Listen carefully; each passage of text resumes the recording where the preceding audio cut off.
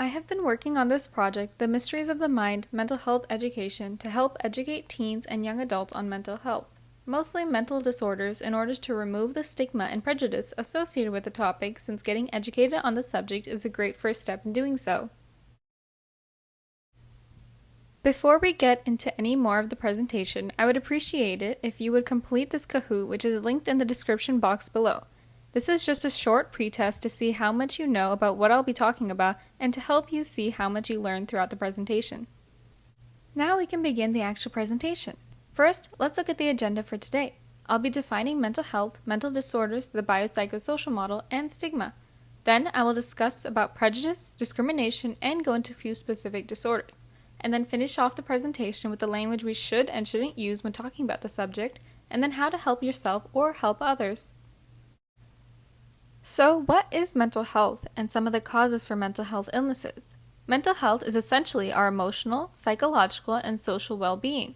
Some things to do to promote overall positive mental health would be connecting with others, staying physically active, getting enough sleep, developing coping skills, and getting professional help if needed.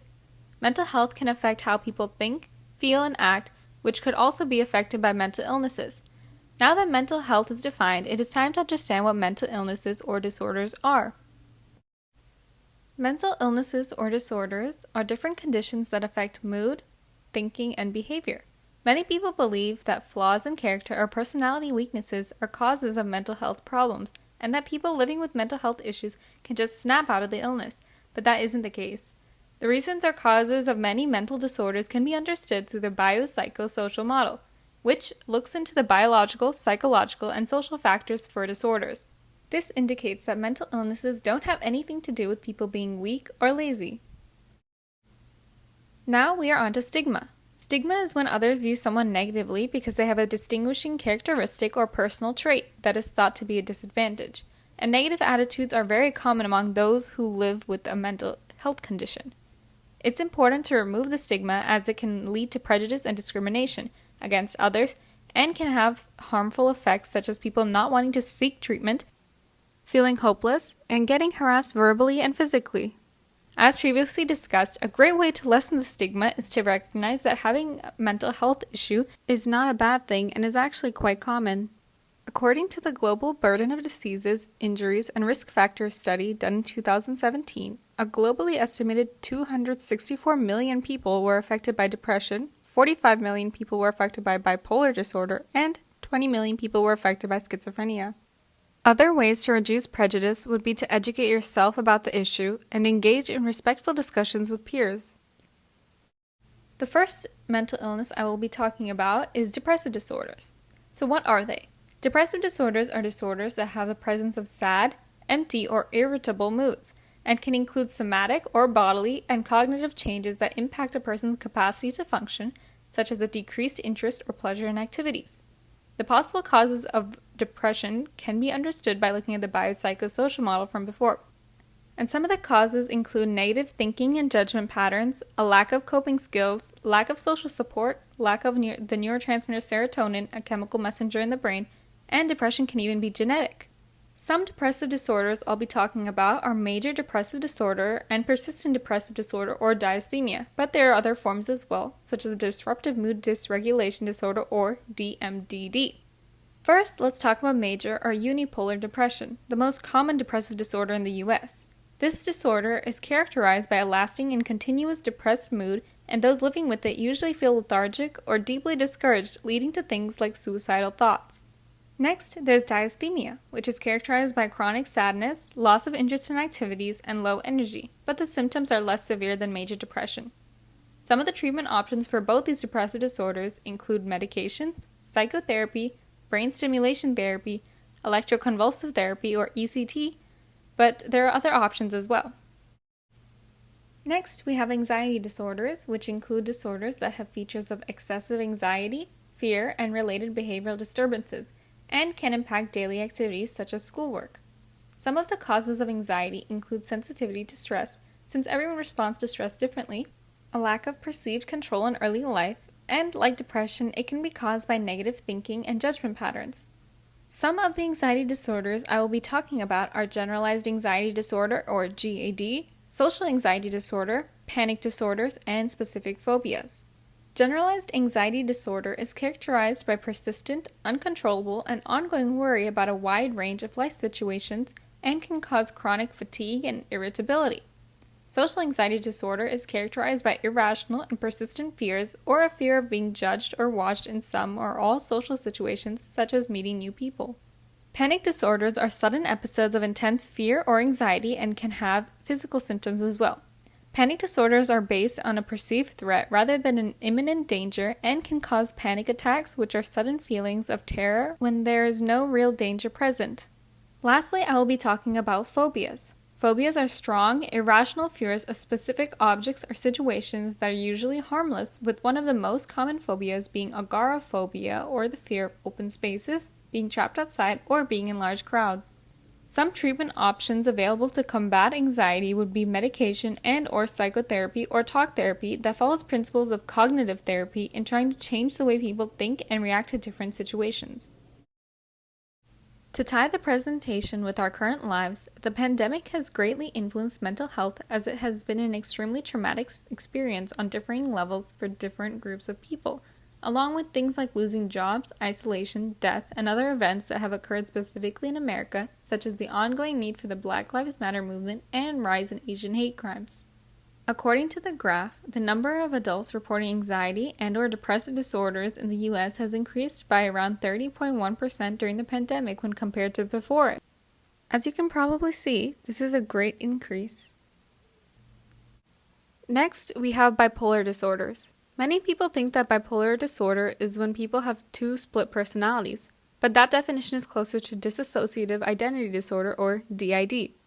Bipolar disorder or manic depression are distinguished by high and low moods, and changes in things like thinking, sleep, and behavior. People who have bipolar disorder have two different types of episodes, one that is called a manic state and one that is called a depressive state. Some symptoms of the manic episode are feeling extremely happy, energized, and having a lot of irritability and difficulty concentrating. And during the depressed periods, people become sad, hopeless, lack interest in things they used to feel interested in, feel sluggish, and have digestive problems. Some biological factors are imbalances in neurotransmitters or hormones, and things like life events, abuse, mental stress, neglect, or traumatic experiences can be factors of bipolar disorder as well. There are a few forms of bipolar disorder, such as bipolar 1 disorder, bipolar 2 disorder, and cyclothymia.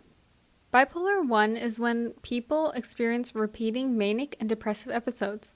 Bipolar 2 is when one has hypomania, which means they don't get severe mania, and bipolar 2 also has the alternating depression that's present in bipolar 1. Cyclothymia is when there is hypomania with mild depression and alternates for at least 2 years. Some treatment options for bipolar disorder are medication, therapy, and hospitalization if the disorder gets too severe. Now, we are on to one of the most misunderstood disorders, schizophrenia. Schizophrenia is characterized by abnormal and disrupted thinking, perceptions, and it is also characterized by losing touch with reality. Some biological causes for schizophrenia would be the diathesis stress model, which entails that people could inherit a predisposition and stressful life events can trigger the schizophrenic episodes. Schizophrenia is also genetic, and a lack of dopamine neurotransmitters can also be a cause. Schizophrenia can also result in babies whose mothers had specific viruses, such as the flu, while pregnant. Some psychological influences can be victimization and substance abuse, and a social influence can be isolation. A common belief about schizophrenia is that those living with it are violent and unpredictable, but actually only around 3 to 5% of violent acts are attributed to people living with serious mental illnesses, and instead, those living with mental illnesses are actually 10 times as likely to become victims of violent crimes when compared to the general public. Some symptoms of schizophrenia can include delusions and hallucinations. Delusions are bizarre or far-fetched beliefs that are present even though there is evidence that disapproves it. And some types of delusions are delusions of reference, which is when people believe that they are receiving hidden messages through media. Delusions of grandeur, which is when people believe they are powerful and/or important persons, such as believing that they are George Washington. Or delusions of persecution, which is when people believe that people or groups of people like the government or even aliens are trying to hurt them or are against them. Hallucinations are a false or distorted perception of tasting, touching, smelling, hearing, or seeing something that wasn't actually there. Although there is no current cure for schizophrenia and it doesn't go away, there are some treatment options that can help to treat and manage it. Some of these treatment options are going to psychosocial therapy and taking medications. Now, I would like to include some things not to say when talking about this subject. Although we usually mean well when discussing about this, there is some language that isn't appropriate to use. So, it is important to use the right language, which will ultimately help combat the prejudice and stigma associated with mental disorders. Firstly, when talking about people with a mental illness, put the person first and not the illness. For example, say Samantha has bipolar disorder instead of saying Samantha is bipolar. By saying Samantha has bipolar disorder, this puts emphasis on the person instead of putting emphasis on the illness, which happens when you say she is bipolar, since it equates and defines her by the illness and provides for negative labels and stereotypes about having a mental health condition. Also, it is crucial to not say things like someone is suffering from, a victim of, or is afflicted with a mental illness or disability, and to instead say that they live with the mental illness or are being treated for it, or have a history of the illness, just like how we wouldn't say something like someone is suffering from cancer, and instead we say someone is living with cancer or is being treated for it. The reason to not say things like suffering from is because this suggests that having the illness is a negative or bad thing, and that people living with the mental illness are not happy, but many can lead very fulfilling lives. Next, don't say things like mentally disabled, mentally handicapped, or mentally ill. Instead, say someone has a mental illness, mental disorder, or mental health condition, as the former phrases are very negative labels and are very disrespectful to people living with that specific illness. Some other terms that should be avoided are on the screen, such as crazy and insane.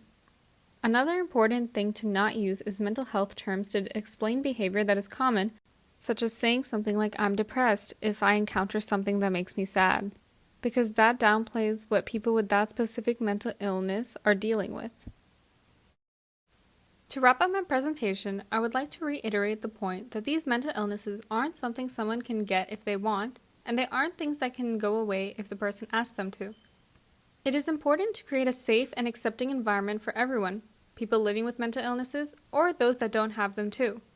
This is crucial as only 44.8% of U.S. adults with a mental illness received treatment in 2019.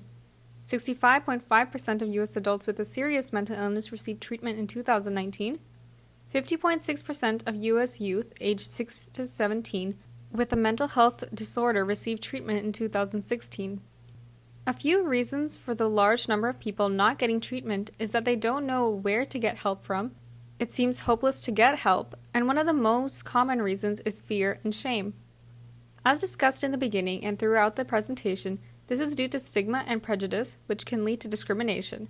But there is nothing wrong with seeking help, as it is beneficial to the clients as they are improving their health and trying to live their lives fulfillingly. If you know someone that is trying to seek help or doesn't know what to do, you can help them by talking with them and finding resources together and finding trusted adults, such as parents or teachers, to talk to. Or if you want to learn more about the disorders I talked about in the presentation or other disorders and mental health in general as well, there are many great online resources such as the National Institute of Mental Health or NIMH or mentalhealth.gov. But make sure to do your research with credible sites to properly understand mental health and mental disorders. Now, since we are finished with the presentation, you can go back to the description box and take the post-diagnostic assessment. Remember, it's okay if you still miss stuff from the presentation, since it was a lot of information. You can always re-watch parts of the video in case you need to. Thank you for listening to my presentation, and I hope you stay safe and happy.